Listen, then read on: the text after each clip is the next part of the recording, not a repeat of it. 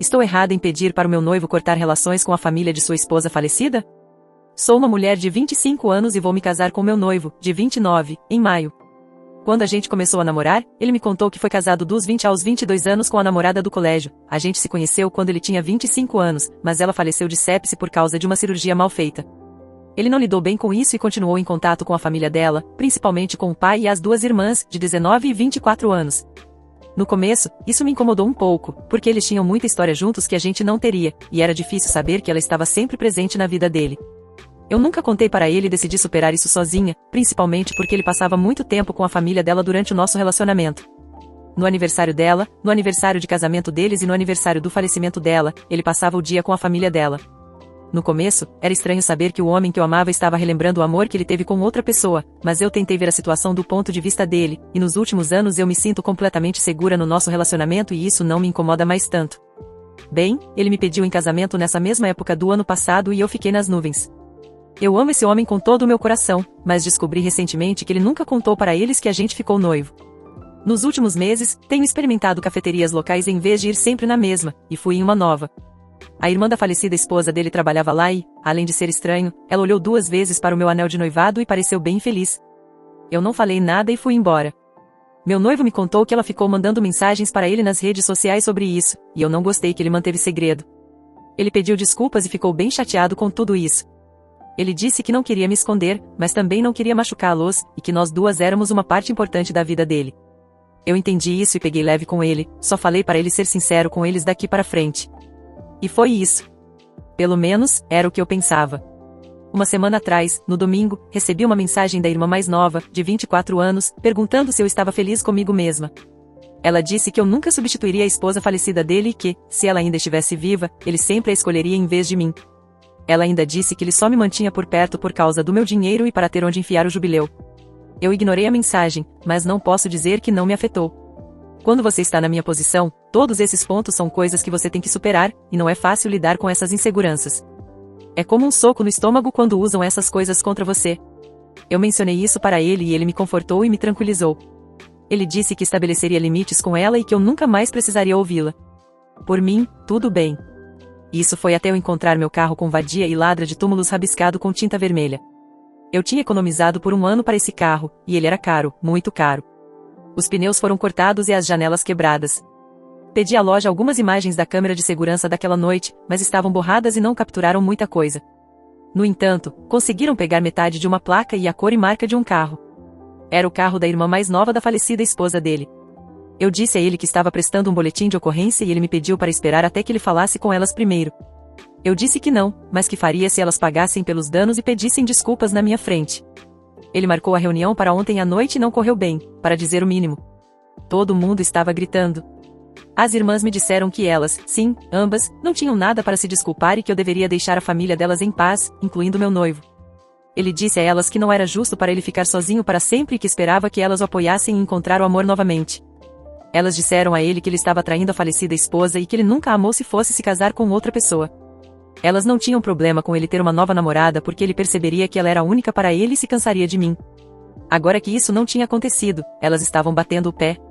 A mais nova disse a ele para me dizer que elas estavam certas e que ele nunca amara ninguém como a falecida esposa. Meu noivo começou a chorar. Eu peguei ele e fiz a gente ir embora. Eu disse para elas que eu ia fazer uma denúncia e processar por danos, e que a próxima vez que elas nos vissem seria no tribunal. Quando a gente voltou e se acalmou, eu dei um ultimato para ele.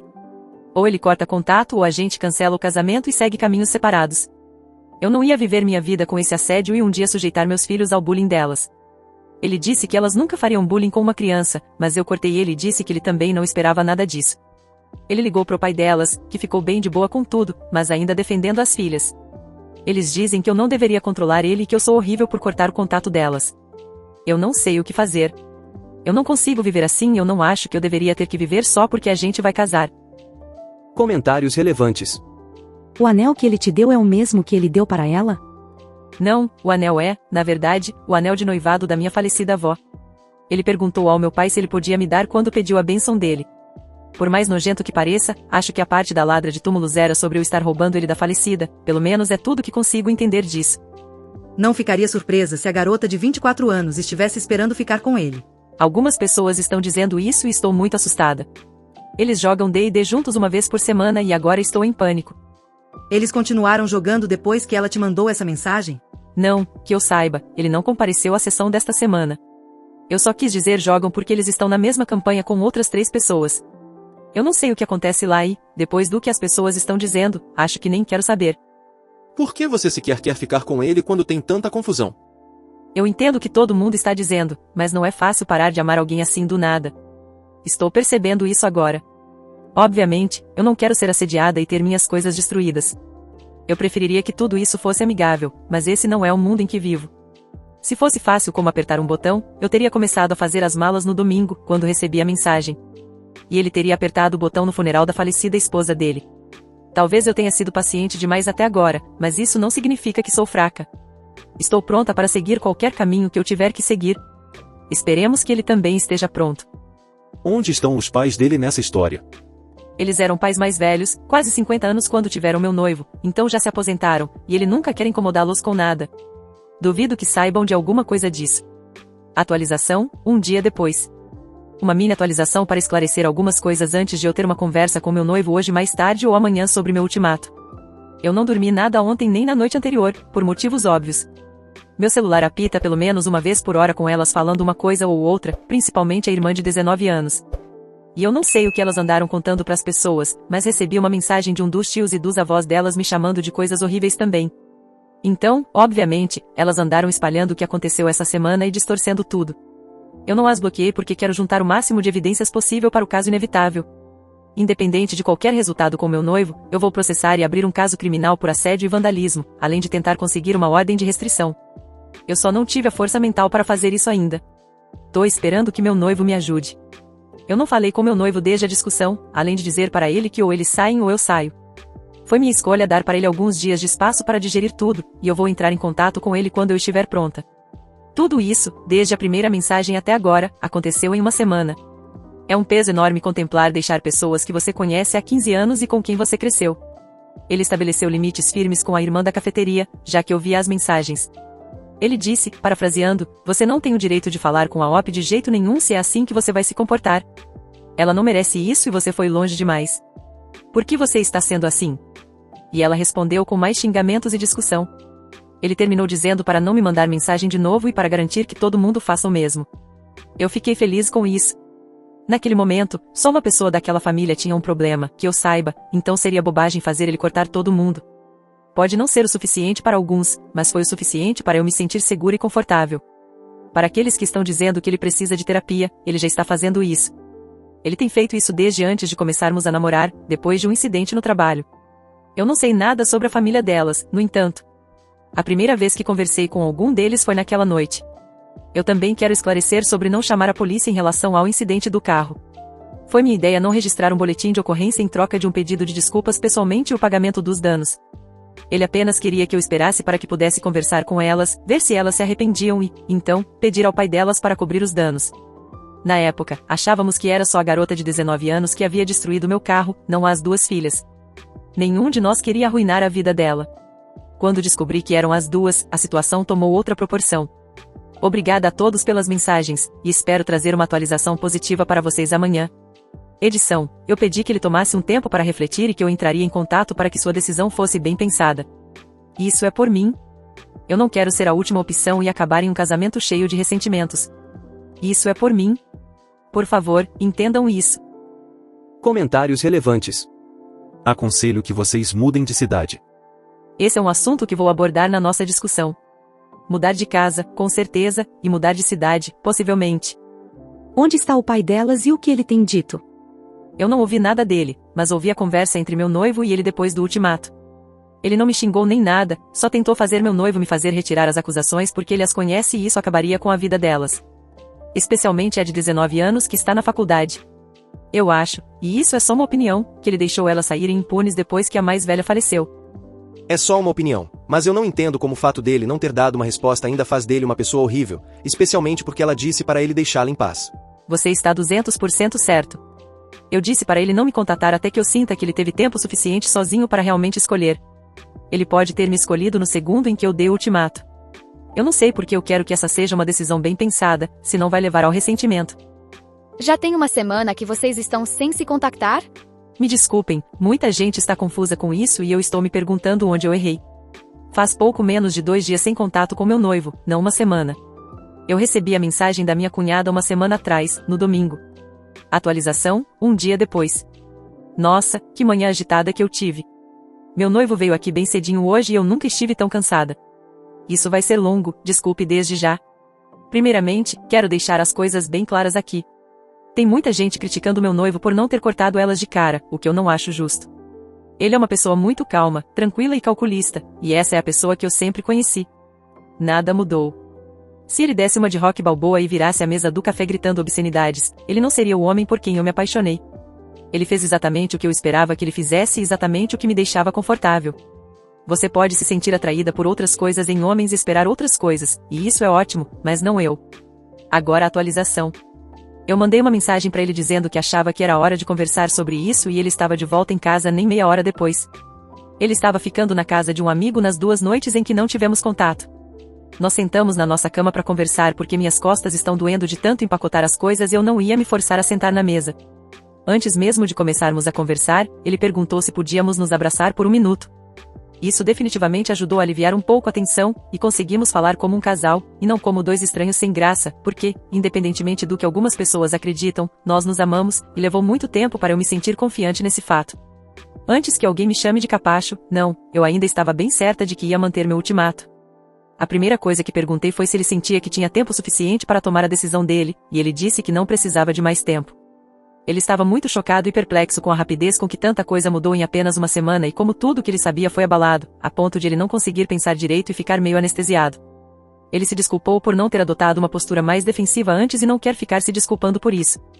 Ele explicou que realmente não esperava uma reação tão raivosa. Ele escondeu o noivado porque sabia que elas ainda não tinham superado o falecimento da irmã e ficariam chateadas com a notícia. Não era como se eu fosse ficar chateada por elas não saberem, o que, para ser honesta, eu realmente não estava.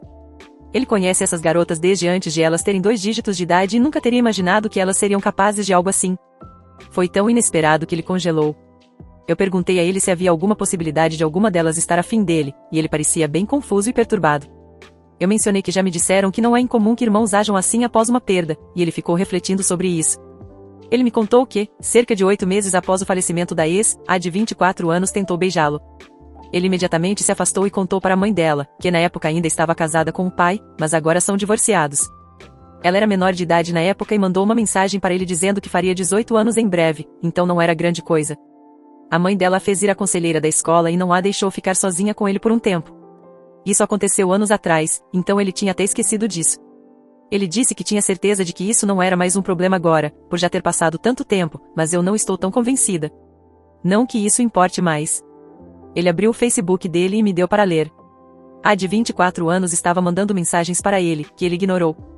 Ela variou entre repreendê-lo, chorar e dizer o quão traída a família estava, a tentar manipulá-lo contra mim.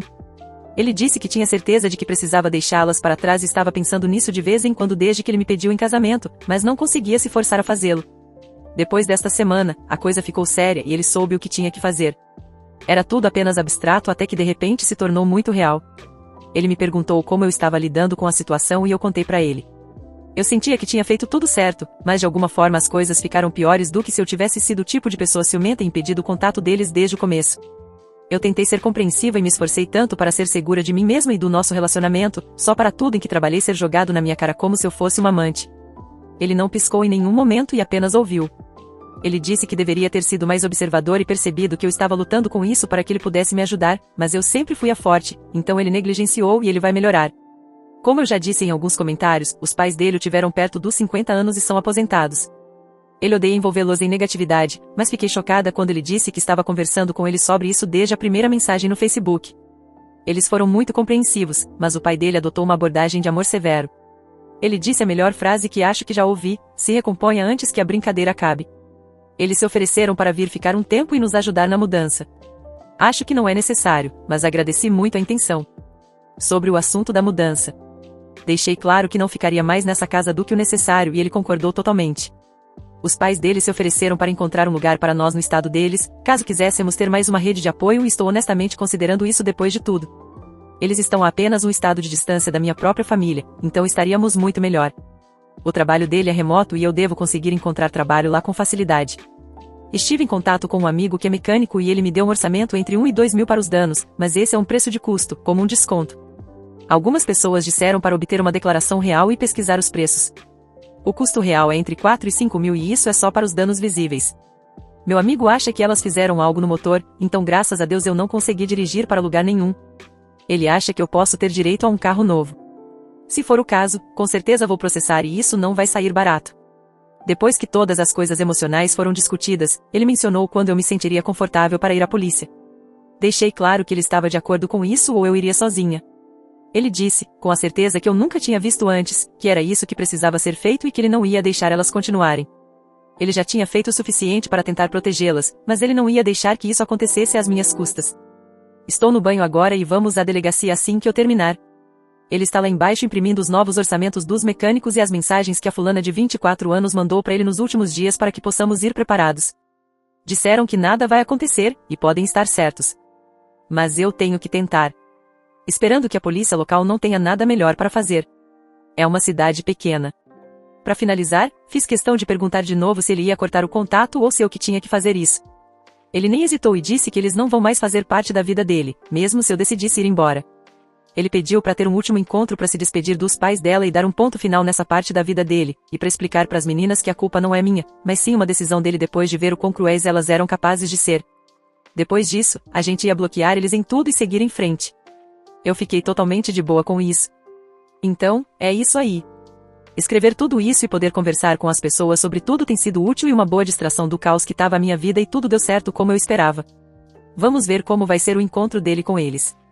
Tenho certeza que eles não vão ficar muito felizes com isso, mas isso não é problema meu. Comentários relevantes. Por que ele quer se encontrar com as garotas? Acho que ele tá tentando me proteger retroativamente. Ele se sente péssimo por eu ter tido que fazer isso sozinha por um tempo, para usar um termo melhor, e ele quer que elas saibam que é decisão dele e não minha, para que me deixem em paz. Não vai funcionar, mas eu aprecio os sentimentos dele. Porque ele precisa dar um fim para elas. Não é por elas, é por ele. Ele tá perdendo uma fase da vida dele que durou 15 anos. Não vou julgá-lo por como ele encerra isso. Manda ele gravar a conversa. Ele vai gravar e meu amigo vai sentar numa mesa perto para filmar. Atualização, 5 dias depois. Então, fomos até a delegacia com toda a papelada e passamos umas 2 horas conversando por lá. Eles foram super gentis. Disseram que eu deveria ter ido antes, mas não se importaram tanto porque fazia só alguns dias. Comentaram que, geralmente, as pessoas levam esse tempo mesmo para decidir prestar queixa, principalmente quando não estão em perigo imediato. Entreguei tudo para eles e parece que tenho bastante evidência. Eles vão entrar em contato com meu seguro e meu nome para dar o pontapé inicial, e assim o pessoal do seguro pode vir verificar meu carro por conta própria. Depois disso, posso decidir se quero abrir uma reclamação oficial. Por enquanto, eles não registraram uma queixa formal, só notificaram sobre os danos criminais. Registrei acusações criminais por assédio e vandalismo, e eles vão me avisar com mais detalhes sobre a ordem de restrição ainda esta semana. Meu noivo contou à polícia que estava pensando em se encontrar com a família da falecida e perguntou se isso poderia prejudicar o meu caso, e eles disseram que não. Como não somos casados oficialmente no momento do registro, legalmente somos considerados 2 partes separadas no processo. Então, meu carro deu perda total. Meu amigo mecânico, vou chamá-lo de Tom porque não aguento mais ficar falando meu amigo mecânico. Então Tom e o sócio dele na oficina fizeram uma verificação completa no meu carro e estes foram os danos que eles encontraram. Para-brisa estilhaçado, 4 pneus furados, 2 janelas quebradas, pintura destruída, tinha uma substância desconhecida no óleo do motor e funilaria danificada. Eles disseram que com essa quantidade de dano, eu deveria simplesmente pegar um carro novo, então é isso que eu vou fazer. Se alguém estiver curioso, era um Volvo. Eu sempre quis um e consegui comprar um novo 2 anos atrás. Ou eles me dão um carro novo ou eles vão ter um prejuízo de uns 60 mil. De qualquer forma, eu vou ficar bem. O valor classifica o vandalismo como um crime, então elas podem pegar tempo de cadeia também. Meu noivo se encontrou com a família no sábado e o Tom sentou perto da janela. Embora possa não ser tão dramático quanto alguns de vocês gostariam, ainda foi bem estressante de assistir. Eles se encontraram no mesmo café que nós antes e o Tom sentou a algumas mesas de distância. Meu noivo chegou depois do pai delas e antes delas. Ainda bem, porque eles conseguiram ter uma conversa calma pela primeira vez. Meu noivo disse como ele estava se sentindo e o sogro foi muito compreensivo, mas ainda tentando minimizar. Ele estava dizendo coisas como você sabe que elas sentem falta da sua ex e elas vão entender e só precisam de tempo para aceitar você seguindo em frente. Ele continuou tentando pagar pelos danos, mas meu noivo não quis falar sobre isso até as irmãs chegarem. A de 24 anos parecia calma, mas a de 19 chegou que nem um furacão. Meu noivo não falou com ninguém até que tudo se acalmou, quando ele disse que este seria o último encontro dele com todos eles e que eles seguiriam caminhos separados. Ele se virou para as meninas e disse que sentiria falta de quem ele pensava que elas eram, mas a forma como elas tratavam as pessoas, especialmente a mim, o horrorizava. Ele disse que a decisão era toda dele e que elas precisavam aceitar que eu não era a culpada. Ele até disse que fui eu quem ofereceu o pedido de desculpas em troca de não prestar queixa. A garota de 19 anos então interrompeu, perguntando que acusações eram aquelas e dizendo que ninguém ia ser acusado por mal ter tocado num carro. Ela congelou, que nem o Chaves tendo um piripaque, quando ele perguntou o que elas tinham feito com o óleo do motor, e as duas se entreolharam. Claramente não esperavam que eu tivesse descoberto isso. Foi aí que começou a humilhação. A de 24 anos chegou a tentar segurar a mão dele e disse que ele tinha que me impedir de prestar queixa, porque isso arruinaria a vida dela e atrapalharia a faculdade da irmã. Ele respondeu que já era tarde demais e que a polícia deveria emitir um mandado em breve, aparentemente isso leva alguns dias, eu também achava que fosse instantâneo. Foi aí que o pai delas resolveu se meter de novo, pedindo para todo mundo se acalmar e agir como adultos. Agora ele quer que as filhas dele sejam adultas. Tá bom. Ele perguntou se meu noivo conseguiria me convencer a retirar as acusações em troca de um pedido de desculpas e o pagamento dos danos. Quando meu noivo disse que os danos davam 60 mil, o olhar fulminante que ele lançou para as filhas parecia capaz de descongelar uma geladeira na hora, e eu não tô falando dessas novas, tô falando de uma daquelas antigas que ficam com blocos de gelo e você tem que soltar a carne presa usando uma faca e um soquete de amaciar bife. O vídeo não era dos melhores, mas eu juro que vi a cor sumir do rosto das duas. Pode parecer horrível, mas eu gostei. Elas continuaram falando sobre se desculpar e queriam pagar, mas ele só disse que já era tarde demais e que tinha terminado. Ele tentou ser civilizado, mas foram elas que não quiseram deixar pra lá. A de 24 anos chegou a pedir para ele marcar um encontro comigo, para que elas pudessem me conhecer melhor e deixar tudo isso no passado. Ele não respondeu e, depois de um silêncio constrangedor, elas voltaram a falar, tipo, então ela nem vai nos encontrar? Ela tá por trás de tudo isso porque não quer a gente por perto. Veremos sobre isso. Não estou usando aspas exatas porque não sei se tenho permissão para isso, então prefiro não arriscar. Enfim, foi algo assim mais ou menos. Elas continuaram insistindo, e para ser honesta, foi mais engraçado do que doloroso. Mas, nesse processo, elas se incriminaram ainda mais no meu caso de assédio, e o prego no caixão foi quando a de 19 anos disse, se a gente pode fazer isso com um carro, imagina o que mais poderia fazer. Isso, meus amigos, é uma confissão e uma ameaça de agressão física. Meu noivo então disse um chega bem alto, desejou tudo de bom ao pai delas e mandou as garotas ficarem longe de mim. Depois disso, ele se levantou e foi embora. A gravação termina aí, porque nada que veio depois poderia ser usado de qualquer forma. Quanto à mudança, já estamos praticamente com tudo embalado, e um caminhão chega na sexta-feira. Vamos ficar na casa dos pais dele até encontrarmos um lugar. Estamos pensando em comprar dessa vez, mas talvez peguemos um trailer por enquanto, só para não ficarmos todos espremidos. Duvido que os pais dele se importem, mas... essa deve ser a última atualização por um tempo, acho. Tem um casamento para reorganizar, uma mudança para fazer, convites novos, e menos de 2 meses para dar conta de tudo isso. Me desejem sorte. Mas, de verdade, obrigada a todos por ouvirem e me ajudarem a passar por isso, nem que seja só para me distrair e não acabar entrando em um abismo mental ainda maior. Comentários relevantes. Cadê a mãe delas nessa história toda? Eu nunca a conheci. Acho que ela se mudou depois do divórcio, mas é só isso que eu sei. Atualização, 3 meses depois. E aí, pessoal, faz um tempinho. Chamar os últimos meses de montanha-russa não seria suficiente. Muita coisa aconteceu e espero não esquecer de nada. Lá vai. Primeiro de tudo, a gente se mudou. Estamos só a algumas cidades dos pais do meu marido, legalmente, mas é tipo morar no quintal deles mesmo, e os meus estão no estado vizinho. Aleluia. Tem sido maravilhoso viver no nosso trailer novo, simples, mas só nosso, e conseguimos fazer umas viagens pequenas de vez em quando, o que tem sido ótimo para espairecer. Acabamos gastando parte da grana que estava separada para casa, mas sinceramente, não estamos preocupados. Procurar um lar definitivo tem sido divertido até. Sobre o resto, não posso dizer com certeza o que aconteceu, mas por alguma sorte do destino, os mandados saíram no dia anterior à nossa mudança. E, pelo que soubemos, as irmãs passaram esse tempo sob custódia policial. Não sei se foi exatamente com algemas e salas de interrogatório, provavelmente não, mas é assim que gosto de imaginar. O ponto é, a gente não teve que lidar com nenhum drama no dia da mudança, e você pode apostar que teria tido muito se não fosse isso. Como comentei antes, a gente não as bloqueou porque queria manter a porta aberta para qualquer possível evidência nova. E, nossa, foi uma das melhores decisões que tomamos. A de 19 anos só agora parou de mandar mensagem.